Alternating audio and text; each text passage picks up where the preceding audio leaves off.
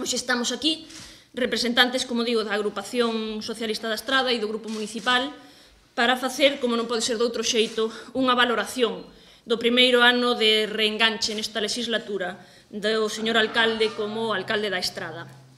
Dicimos como reenganche porque non podemos esquecer o alcalde José López non partía de cero, sino que viña dunha legislatura anterior na que, polo tanto, xa coñecía como se atopaba o Concello, xa coñecía cales eran as necesidades e incluso cales eran as eivas da súa propia xestión. Sin embargo, vemos como ao longo deste ano o que fixo José López Campos e o seu grupo municipal foi botarse a dormir. É un ano de parálise no que non se concretou ni se executou absolutamente nada.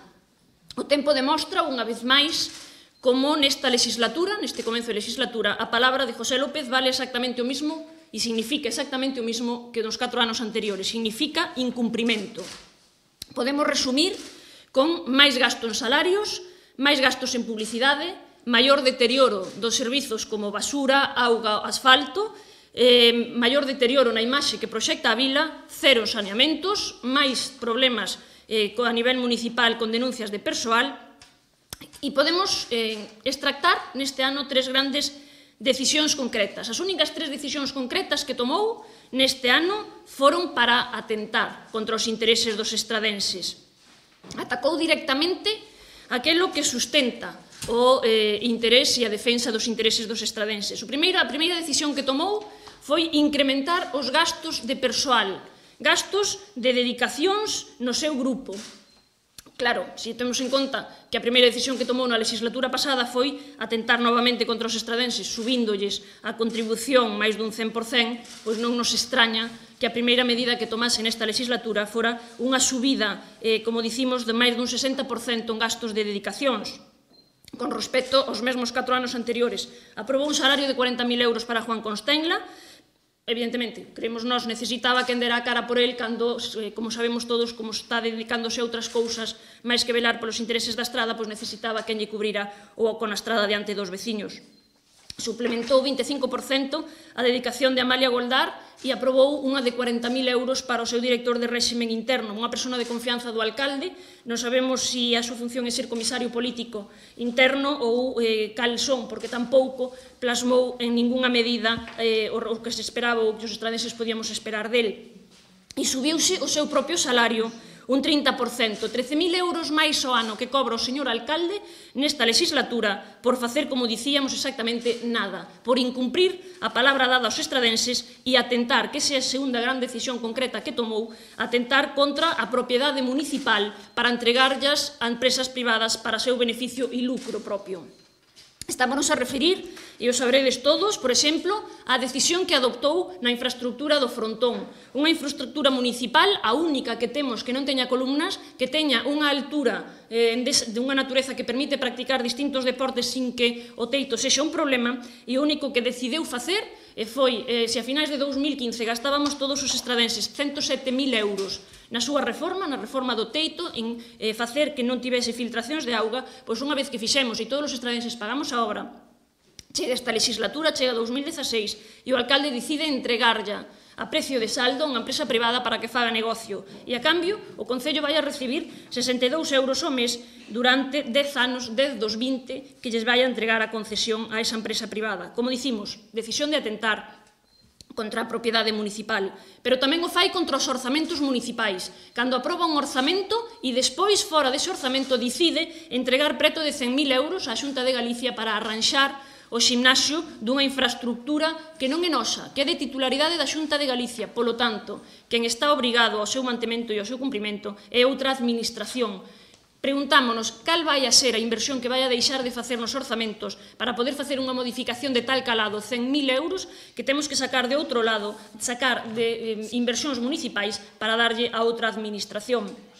E a terceira gran decisión que tomou foi seguir mentindo, prolongar no tempo proxectos que xa levan varios anos en marcha, sigue dicindo que os vai a sacar adiante, pero non se concretan, ni se executan, ni se lles dá entrada e uso. Por exemplo, o famoso traslado de Protección Civil á nova base do polígono de Toedo, do centro comarcal.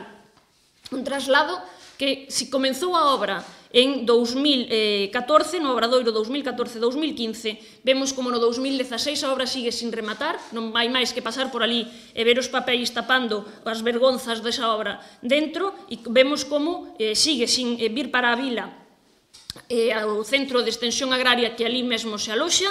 Vemos como Protección Civil segue no mesmo sitio e non se pudo reutilizar ese espacio que agora ocupa, ao que xa lle dou varios usos e non concretou ningún. Por iso dicimos, minte e non remata, alonga no tempo as cousas para seguir dando titulares e non concreta ningunha. Pasa o mesmo co matadoiro comarcal, pasa o mesmo coa praza de Abastos. Que pasou coa nave provisional? Íbamos a dar uso, gastamos 100.000 euros e está desaparecida, non volveu falar máis dela. E pasa o mesmo co rural. Na campaña das municipais 2015 se fixo o propósito de emenda o señor alcalde. Dixo que recoñecía que nos 4 anos anteriores deixara moito que desexar a súa xestión en canto ao día a día dos veciños do rural e que tiña que atendelos de outro xeito. E vemos como ese propósito de emenda se quedou en acto publicitario da campaña, en mitin publicitario da campaña das municipais. Un ano despois non se fixo nada por mellorar esta xestión. 0 metros de saneamento no rural, mentras outros concellos limítrofes connosco teñen casi todos os seus núcleos conectados ao saneamento. Os máis de 400 núcleos da estrada nin están nin esperan de inmediato conexión ao saneamento, a pesar de que hai normativa que obliga a facelo deste xeito. Sen ir máis lonxe o saneamento, o vertido que hai xunto a Lenon non fixo exactamente nada por solucionalo e por poñerlle enmenda a esta situación. Pero podemos ir máis alá. Os viais, na campaña das municipais, o alcalde tamén dixo que había que mellorar o tratamento dos viais do rural.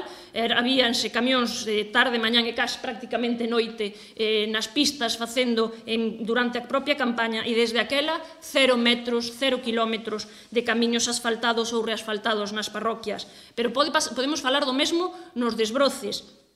Podemos dicir que a maleza cómese as carreteras das parroquias. Son moitos os viandantes que se queixan de que cando ven un coche non poden nin apartar, porque sería meterse no medio da maleza e non ven nin as cunetas. Como dicimos, exactamente todo isto, todo aquilo que non fixo, é o que se propuxo na campaña das municipais enmendar ou corrixir. Por iso dicimos, un ano de parálise no Concello da Estrada, un ano no que as medidas concretas que adoptou, 3, no día a día da súa xestión atentan contra os intereses dos estradenses e no que, mentras un día fala dunha prioridade, o día seguinte xa non a considera tal. Por exemplo, o caso da Alameda. Xusto na campaña das municipais presentou a bombo e platillo a expropiación da Alameda, que iba a ampliar a Alameda. Dicía que era unha prioridade, mentras os outros dicíamos que nestos momentos de crise non era tal, e agora nos hai, precisamente nestos días, facendo a propia valoración do ano da súa xestión, nos hai dicindo que, bueno, mellor non é urxente e que hai que tomarse as cousas con calma. Ben, dende logo, aí vemos, o alcalde minteu os 4 anos anteriores e sigue mentindo agora.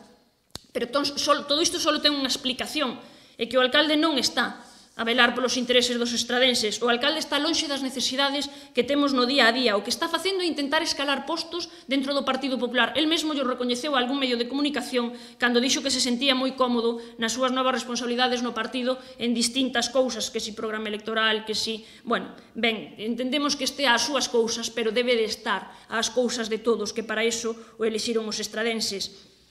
Leva un ano nesta legislatura vivindo de cousas que xa tiña comprometidas nas pasadas, facéndose titulares con cousas que xa tiña falado nas pasadas, e todo aquelo que engadiu de novo non hai un só euro para leválo adiante, soamente hai titulares. O que lle pedimos aos socialistas é que deixe de facer este tipo de políticas e que se poña a traballar en serio.